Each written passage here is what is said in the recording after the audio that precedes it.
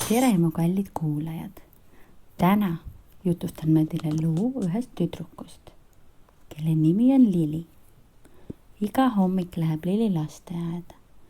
Tema teekond viib ta läbi pargi. Paljudele inimestele ei meeldi talv, sest siis on külm, peab ennast soojalt riidesse panema. Aga Lilile väga meeldib talv, sest temale meeldib lesida lume sees, teha lumeingleid, visata lumepalle, sõita ema ja isaga uiskudel.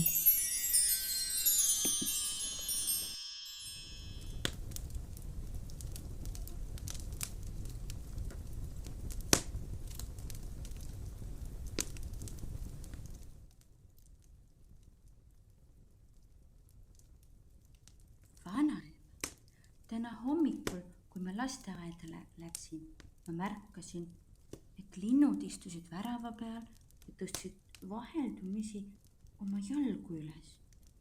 Nad kössitasid sealt kurvalt ja ei laulnudki nagu tavaliselt. Ma ikka veel mõtlen nende peale. Vanaema, aga miks on linnud kurvad ja ei sirista enam niimoodi nagu varem? Tead, kallis, kõik linnud, nii suured kui ka väikesed, armastavad süüa ja päikest ning see talv päike ei paista ja ka linnukestel ei ole nende harjumuspärast toitu. Kõik sitikad, liblikad, sõjajalgsed, rohujutsud, kärbsed läksid peitu. Ussid ja sitikad magavad lume all maa sees. Mõni magab aga ka puu juure all või lume all. Vanaema, ma juba tunnen liblikaid. Need on sellised, nad lendavad, on värvilised ning lendavad lillelt lillele. Lindudele maitsevad erinevad liiki seemned, liinaseemned, aga ka pähklid, kaerahelbed, hirs. Oi, vanaema, aga mis see kõik üldse on? See on see toit, millest ema sulle hommikuti putru teeb. Jaa, ma armastan putru kohe nii väga. Aga must leib ja sai ei sobi lindudele üldse toiduks. Samamoodi tekitavad lindudele kõhuvalu kartul, krõpsud. Need on linnukestele lausa ohtlikud. Nendes võivad linnud ära surra. Oi, kui kahju! Vot linnud ootavadki talvel inimeste abi. Jäta meelde, linnumajja võib panna ainult seda toitu, mis on lindudele tervislik. Vanaema, aga kas ma saaksin lindudele ise toitu valmistada? Loomulikult, Lili, kui me läheme sinuga õhtul jalutama, siis kindlasti viime lindudele toitu söögiks ja õhtul meistadame lindudele ise maitsvaid küpsiseid, millele nad kindlasti rõõmustavad. Selge. No, Lili, nüüd saamegi sinuga koos linnuküpsiseid valmistada. Kas oled valmis? Jah, vanaema, aga ma tahan kõike teha ise. Tohib? Loomulikult, Lili. Meil on vaja 2 tassi seemnesegu. Oi, kui huvitav. Aga mis segu see selline on? See, mis meeldib lindudele. Erinevad seemned, pähklid ja helbed. Samuti, Lili, läheb meil vaja suhkurt. Suhkur, kui maitsev. Jahu. Ei maitse mulle jahu. Ja vesi. No selge. Nii, mis nüüd? Võta kauss ja lusikas ning hakkame kõike segama. Lahustame suhkru vees.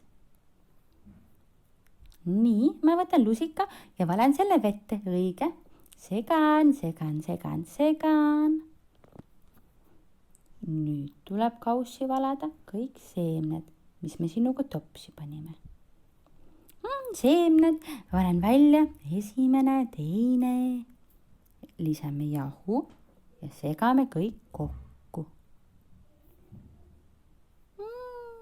Oi, kui lõbus on segada. Sul tuleb see ka hästi välja. Segame korralikult et jahu seguneks seemnetega. Nüüd tuleb segule lisada suhkruvesi ja jälle korralikult läbi segada.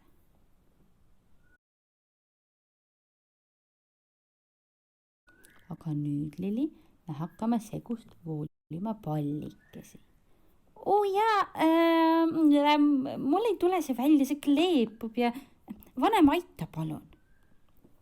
Ma aitan sulle enne.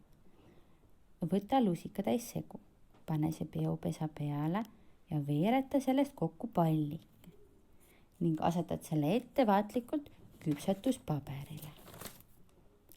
Kas sellest piisab? Jaa, ikka piisab. Teeme veel edasi, kuni segu otsa saab. Vaata, kui hästi meil sinuga koos välja tuleb. Ma olen kindel, et meie aias elavad linnukesed kindlasti rõõmustavad meile kingituse üle. Pallikest on puu peale raske riputada. Teeme keskele kõrrest augu, et saaksime nad üles riputada. Proovi ise. Väga hea.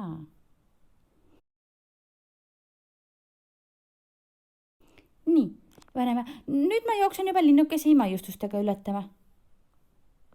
Oota nüüd. Küpsiseid tuleb veel ahjus küpsetada 100 kraadi juures. 2 tundi või panna nad hoopis radiaatori peale ööseks kuivama, et üleliigne niiskus saaks välja minna.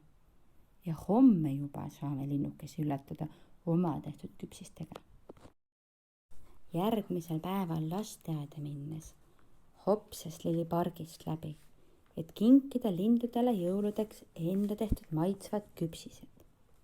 Proovi ka sina, sõbrake, valmistada meie kallitele linnukestele selline küpsis.